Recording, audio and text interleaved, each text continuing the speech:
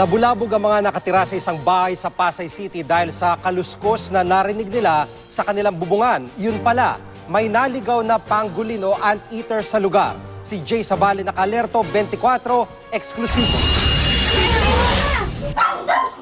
Pinagkaguluhan ng mga residente ng Barangay 84 Zone 10 sa Pasay ang isang pangolin o anteater na itinuturing ng endangered species ng Department of Environment and Natural Resources o DENR. Bandang alas 2 sa madaling araw, nang makarinig si Florian Katipon ng kaluskos sa bubong ng kanyang bahay, inakala pa nga raw ni Katipon na may magnanakaw.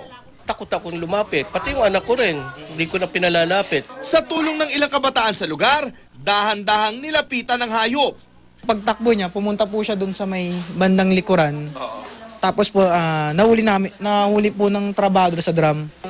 Bayawak na kaya natakot po kami yung una. Inireport nila sa otoridad ng pangolin. Dumating ang mga kinatawan ng DNR at binigyan ang hayop ng paunang lunas. Nanghihina siya, madali mo siyang buksan. Ganon. So isang sign yun na nanghihina siya.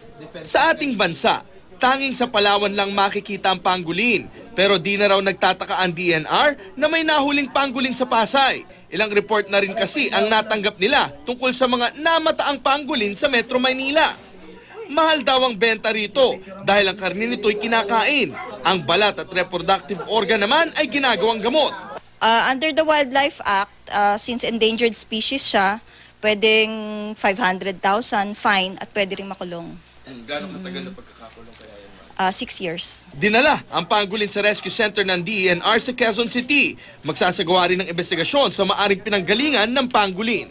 Jay Sabale, nakatutok, 24 oras.